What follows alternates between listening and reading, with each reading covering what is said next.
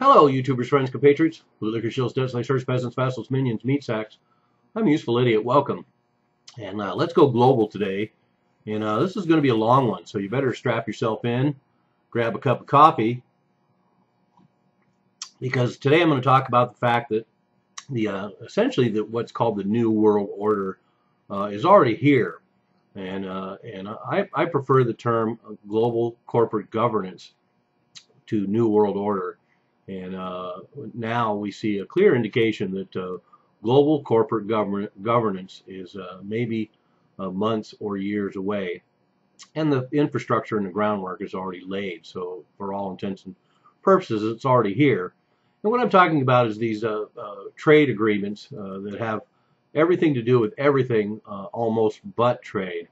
And of course, one is the TISA, Trade and Services Agreement. One is the TTIP, or the Transatlantic Partnership with Europe, and then the other one is the TTP, the Trans Partnership, which is the Asian counterpart. Excuse me. And so we have these three trade agreements all going on. Obama's being given the fast track, and these things are all being done in secret. And in fact, it's kind of interesting because the terms and details of this agreement are supposed to be kept secret even 5 years after they're put in place. So that's pretty cryptic in itself. But what do we have here is of course, they're all done in secret. It's all done with corporate negotiators, and it belies a complete corporate capture of world governments. And when you get into the details, it just confirms that, and it's inherently anti-democratic. But this is the new world that we have now, and it ties in with some of these other developments that are going on right now too, like the Brexit and a possible eurozone breakup. UK leaving the eurozone would be somewhat of a blow to these trade agreements, but I'm sure they would just reconfigure it for the new UK. But these agreements cover 2/3 of global GDP, so it's most of the world, and in fact, it encompasses the entire world. These agreements encompass the entire world except for China, Russia, Brazil, India, and South Africa. So once again, the BRICS, and that's the whole function of this, and it's a lot of it is to bypass the World Trade Organization. So ironic that the World Trade Organization would be demonized when actually the elites want to work around that organization because they don't want to have to deal with China, Russia, Brazil, India, and South Africa.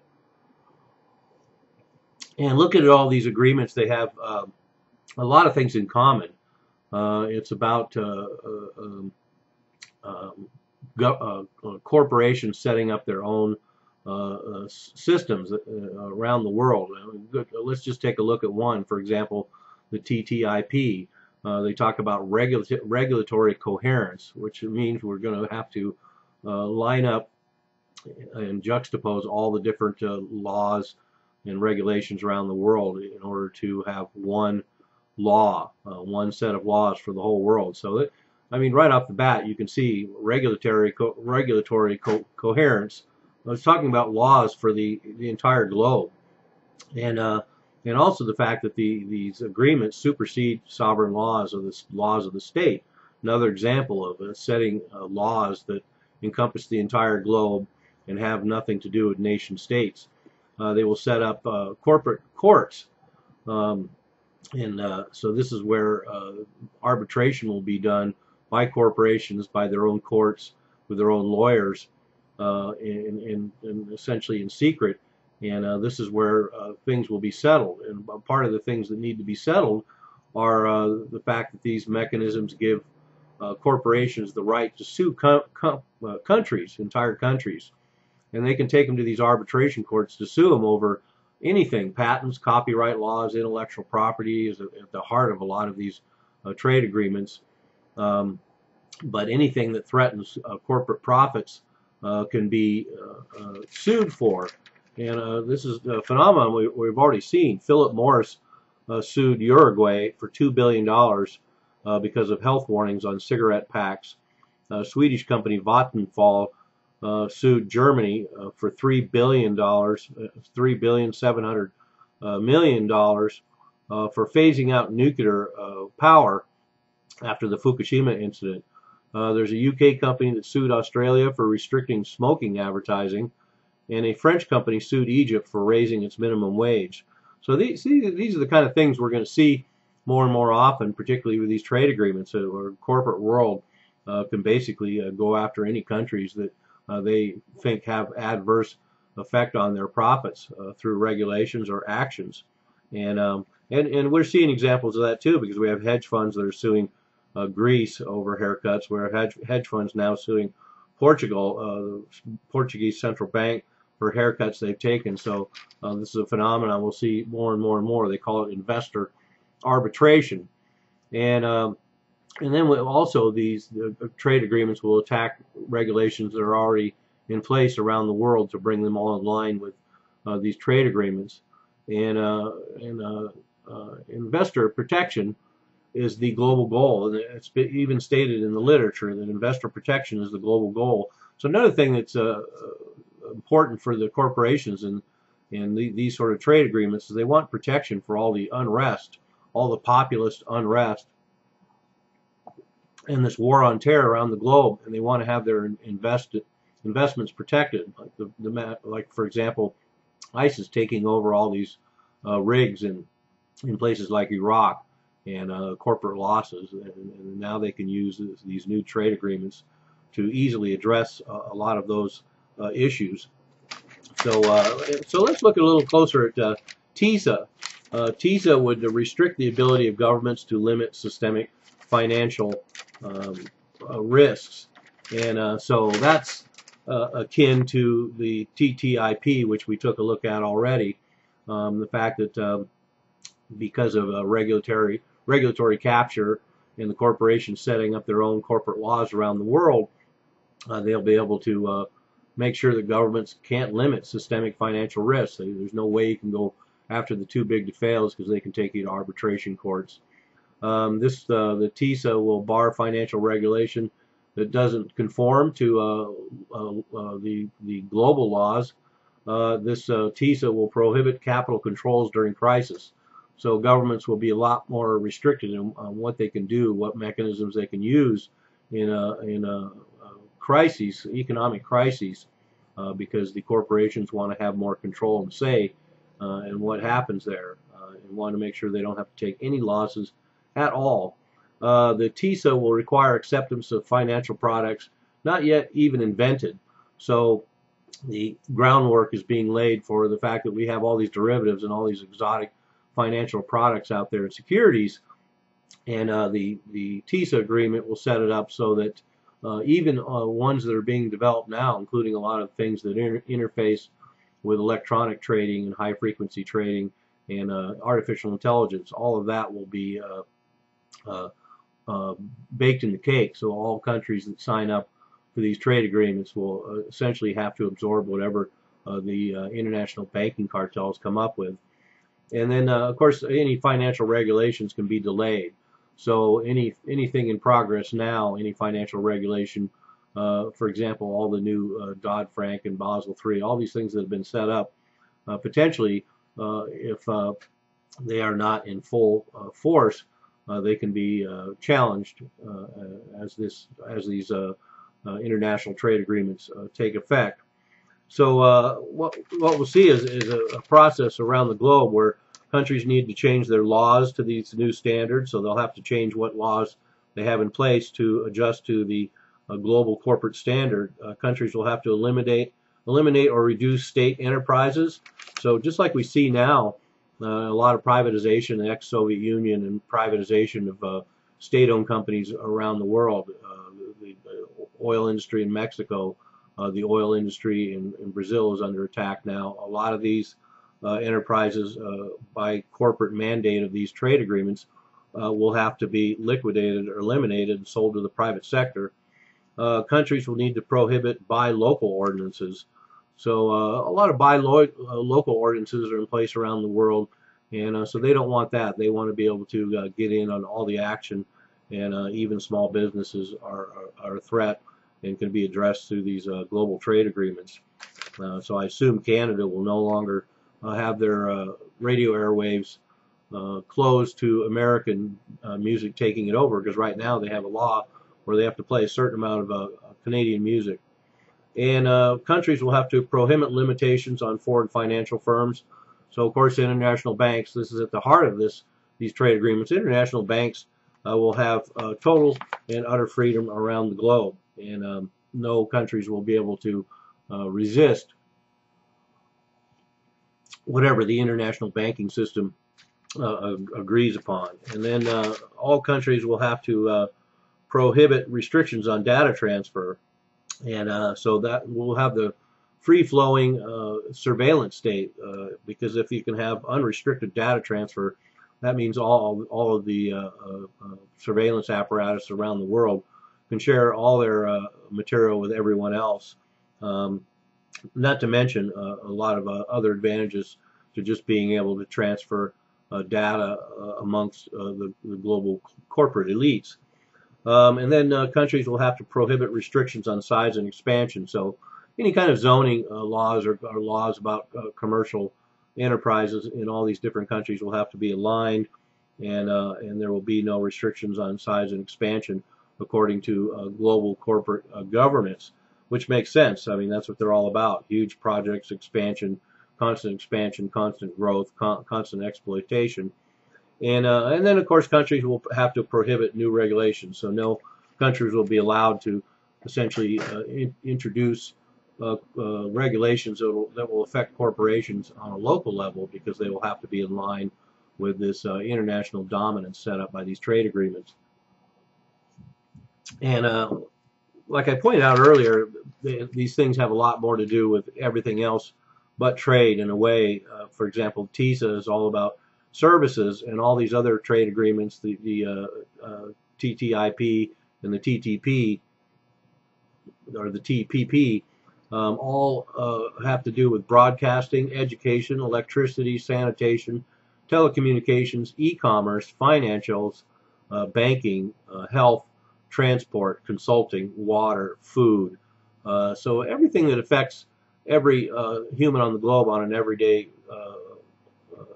way is all represented in all the different aspects that are addressed by these all-encompassing trade agreements. A lot of the sections of these, even though everything's secret, a lot of sections of these have been revealed, and it pretty much confirms everything I'm saying, and everything that people fear about these trade agreements is true and spelled out. And so it will have a lot to do with, you'll find taxation will certainly be part of the internet experience, undoubtedly, under these new agreements. And as you can see, if they got their hands in everything, they can. If they have their hands in electricity, they'll be able to control power prices and usage around the globe, broadcasting, censorship, education. We already know that corporate philosophy and has infiltrated education. This will only accelerate that pattern.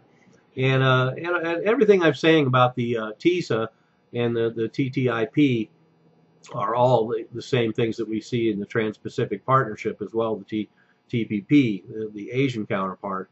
So we have the European counterpart. We have the TISA, which includes 52 different countries. And then we have the Asian counterpart, the TPP. And it's all the same thing.